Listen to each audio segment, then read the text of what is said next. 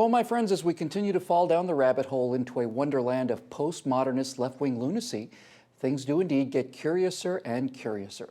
Last week, sitting Congressman Jackson Jr., Democrat from the great state of Illinois, proposed not only that the federal government print money to hire every single unemployed person in America at $40,000 a year, he also encouraged dear leader to use extra constitutional measures to get it done.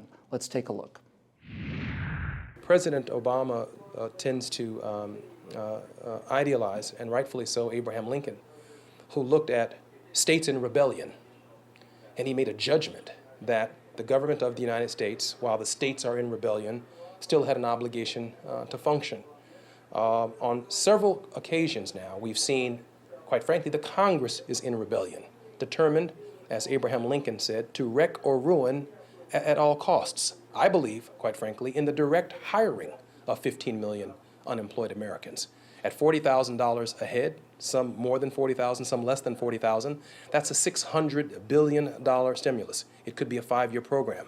For another $104 billion, we bail out all of the states. The problem within the states ends tomorrow for $104 billion. For another $100 billion, we bail out all of the cities. So for about $804 billion, we put 15 million Americans to work. We bail out the states and we bail out the cities, but we do it through direct hire. Representative Jackson just referenced the Civil War. I'll reference the title of a book I like very much called A Confederacy of Dunces. Joining me now to parse the unparsable are my buddies Steve Green and Scott Ott. Welcome, fellas. Gents, where do we start? Where do we start? Scotty, let's go to you. Ed Morrissey over at Hot Air did some math on this, and of course the first thing he realized is that while he said it's going to cost us $600 billion to hire the unemployed at $40,000 a year, that doesn't include benefits, and it's $600 billion every year. Tell me what's wrong with paying people 40 grand a year to do nothing, Scotty. Let's start there. What's wrong with that?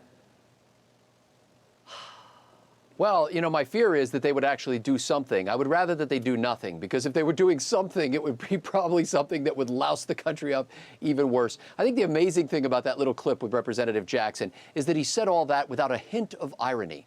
I mean, if I had written that when I was writing my satire site, scrappleface.com, I would have gotten roars of laughter from people who are reading it, or my new PJ Newsbreak show. That's comedy right there. That's gold. And he said that with an absolutely straight face, as if he actually believed it. This man knows nothing, and he was elected to Congress. Yeah, well, we'll get to that in a minute. Steve, Ed Morrissey goes on to point out the obvious. What happens at the end of the first year? It's $600 billion a year. What happens at the end of the first year, Steve? Does the federal government then fire 15 million people? Or does this cost us $3 to $4 trillion every 5 years, forever and ever? Amen. Yeah, you heard him. It's called stimulus. Look, our own Speaker of the House, well, former Speaker Nancy Pelosi, she reminded us just last year that unemployment benefits are an extremely effective stimulus, that you can't create jobs without giving people money to spend. Now, where you are in California, benefits top out, I think it's $450 or $500 a month, and you have an unemployment rate of over 12%. Now, under Congressman Jackson's plan, that would almost double to more than $760 a week every week that you're unemployed. And you know what? If there's a better way of getting people back to work than giving them almost $3,500 each and every month, I can't think of what it is. Yeah, well, Victor Davis Hanson said that the difference between a healthy society and a failing one is that a healthy one concentrates on wealth creation and a failing one concentrates on wealth distribution.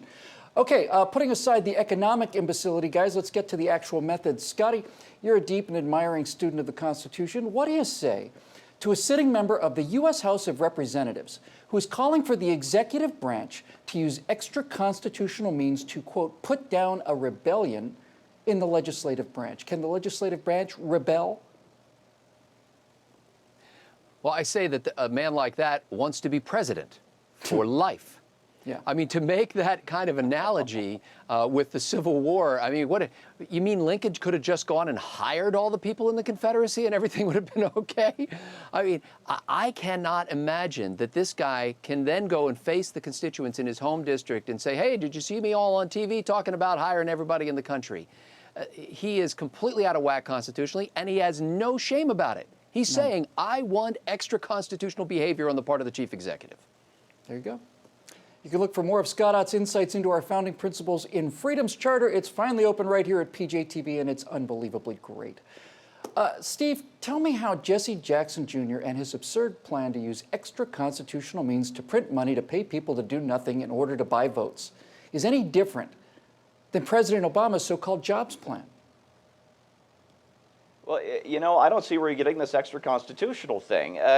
Since the Great Recession started, the Federal Reserve, Ben Bernanke, that's as constitutional as you can get, he printed up $600 billion. Now, coincidentally, that's the number Congressman Jackson wants. He printed that much up between mid-2010 and the middle of this year. Before that, he printed up $2 trillion to shore up Washington and the banks. And you know what? That's enough to pay for more than 3 years of Jackson's plan. You know, it's about 40 months worth. And we're not any worse off, are we, for the stimulus? What Jackson wants to do is give power back to Congress, that they'd give it away to the Fed to give people money. What's unconstitutional about that, Bill? Yeah, I'm looking for where the Fed's powers are outlined in the Constitution. I'm having a bit of a hard time. Maybe somebody can help me out with that. Steve Green hosts the Weekend Blogs and Hair of the Dog segments right here at PJTV. You can also find him at vodkapundit.com. Now, my friends, put all of your furniture into storage. You're going to need a lot of room for this. Okay, now that you've got a lot of empty space in front of you, put aside all of the economic imbecility of Jackson and Obama and Pelosi and Reid and all the rest. There's not a credit card in the world that you can continue to run up charges on forever. Things cost money, and sooner or later, the bill is due. We're out of money, and we keep spending and asking for credit increases. Put aside the moral aspects of paying everyone $40,000 a year to do nothing, while people continue to get up before dawn and ride buses to get to jobs that pay half of that. Put aside what would happen to the country once people realized that they could double their incomes by quitting their jobs. Put aside the collapse of services that would follow. Put aside the moral quagmire of making the entire country a nation of slaves on the dole. Jackson and Obama have no problem with that, so long as the slaves vote Democratic. And put aside the fact that a man sworn to uphold and defend the Constitution of the United States does not have the faintest idea what the document is, or what it does, or how it got there. Put aside the idea that he and others believe that the U.S. Congress is there to rubber stamp the edicts of the President King. Put aside all of that. And now ask yourself, in the words of Talking Heads frontman David Byrne, well, how did I get here? How did we get here?